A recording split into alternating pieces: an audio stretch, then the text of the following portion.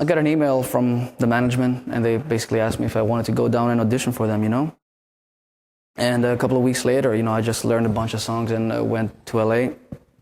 I flew over to LA, and it was pretty good because I think in the beginning I was stressed that, you know, it was just going to be like you only got 10 minutes, walk in, and everybody's just waiting there with, you know, arm crossed. But it wasn't like that at all. You know, I had my time with the band to just me and the band and play, you know, a little bit, jam a couple of hours, and then Ozzy came in, and then we jammed all together, and it went great, you know. We played I Don't Know, Bark at the Moon. We played Crazy Train, Suicide Solution, and I Don't Want to Change the World, I think, yeah. Of course I knew all the songs, you know, but I didn't really play them with any cover bands, or in my band I didn't really, you know. So I sat down and practiced, you know, did my homework. I actually tried to play as close as possible to the original. That's my approach, because I think that's what fans pay money to hear, you know. They want to hear the songs exactly as they were, you know, the songs they grew up with and the songs they love. And as a fan, that's what I would expect if I went to an Ozzy concert, no matter who played guitar. You know what I mean? So, you know, I'm not saying that I'm trying to copy Iommi or Zach or Randy or something, you know. Obviously, I play the songs with my sound and with my flavor, but you know, I try to stick to the originals as much as possible, you know. I love all eras, man, you know. I think every player was very special, and, you know, they did their own thing, and, you know, I love Zach as much as I love Randy or Jake, you know. I never really want to go into that debate who was the best. So everybody was, you know, great. And I think everybody offered, you know, a lot in heavy metal and hard rock guitar. And, you know, everybody has played their own classics with Ozzy, you know. So it's kind of hard to pick one, you know what I mean? I mean, obviously I'm a huge Sabbath fan, so, you know, if I had to pick one of all the players that was with Ozzy, I'm just my heart is closer to Iommi for some reason, you know. I love Iommi, but I love the other guys too. And I do some fills and stuff like that, you know.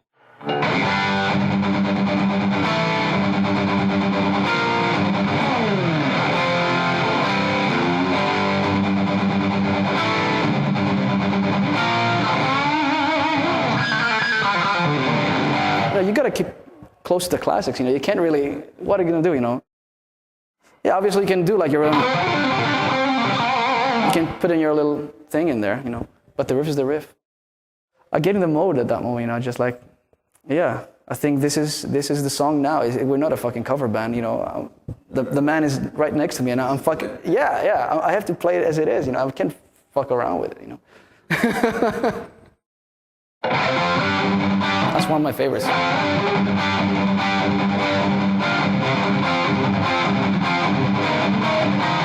I thought it was like this, but I saw on some early video of Jake, he was doing like this.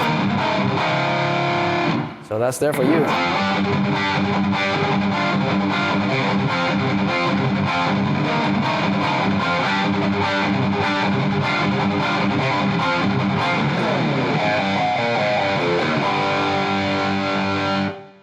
Jake had his own positions, you know.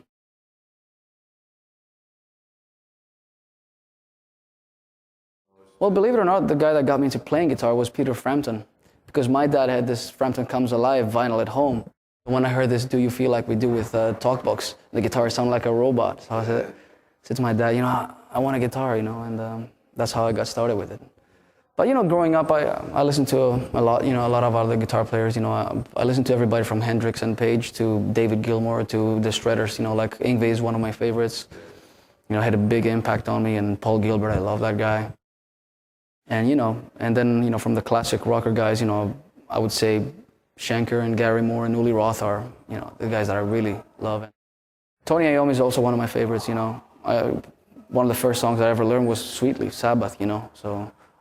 And his stuff wasn't really particularly hard to play, so it was easy to adapt to and learn it, and, you know. And later on, as I was growing up, I found out all the small details that he had in his playing, so that was very important, you know. He's a great player, you know. Yeah, very details, you know, he really makes a difference, I think.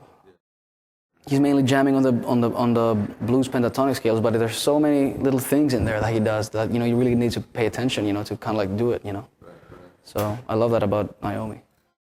You know, obviously Yngwie, got us all into studying all this Paganini and all that stuff. You know, I mean, I wasn't really the guy that went like 100% for it, but I thought it would be nice to get a little bit from that side, you know. But I knew if I was gonna follow that path, I was just like gonna be one of the clones, right? So you have to be careful with that. I mean, I love Yngwie. I love you know, everything he's done, and he has incredible command of the instrument, you know. And yeah, of course, you know, I studied all these 3-note per string licks and violin-like stuff, you know, he did. Well, the thing is, I never really got into neoclassical. I mean, my music was never really neoclassical style or anything, you know. It's just like, I mean, Yngwie was an influence as a more of a as a sound and as a from a technical point of view and as a sound rather than songwriting-wise, you know. I mean, I never really incorporated any of the neoclassical stuff, you know, because I just didn't want to end up in that kind of. I mean, obviously, I love neoclassical. I love what Blackmore did, and you know, in the early Vinnie Moore records and all that stuff. But I just didn't want to, you know, be part of that, and you know, kind of like be so much of a copycat. You know, I just tried to find my own voice, you know, basically. And yeah, I just took whatever I thought it was great from him, and you know, put it into my own playing. And you know, there's plenty of that influence for sure. You know.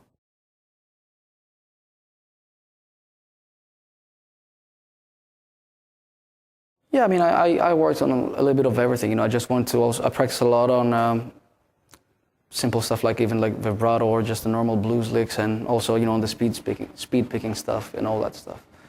So, yeah, I was trying to be like a well-rounded guitar player. I didn't want just to practice solos. I practiced hard on rhythms, on riffs, on chordal stuff. You know, like I try to come up with my own chords and learn, you know, different inversions and stuff like that. You know. That was, you know, major part of my, you know, like my practice routine, so to say, you know. Like I would do a little bit of chords, a little bit of riffs, a little bit of leads, you know, a little bit of improvisation I would put on a record and just jam over it, you know. Should I say, I mean, just the normal blues licks, you know, everybody practice all this. You know, one very important thing is that when you bend strings, you want to be in tune and, you know, getting a good vibrato. Either this way or the up.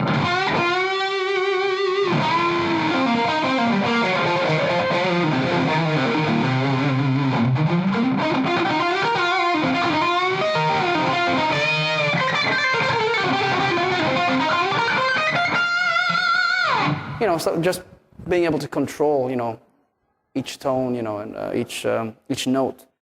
Yeah, I mean, I do a lot of that.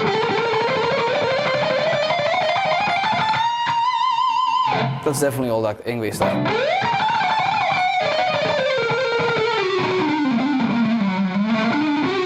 You know.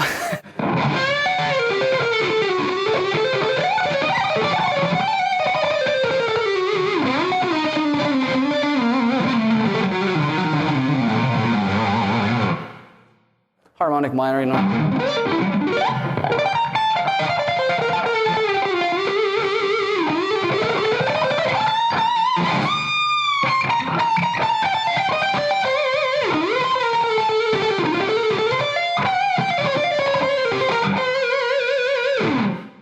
And then, you know, I do all these 3-note per string stuff.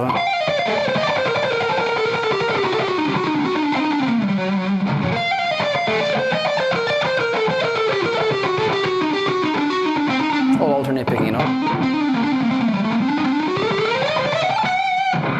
Then going up.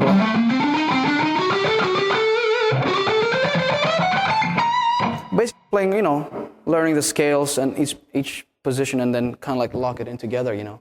And you can move around like.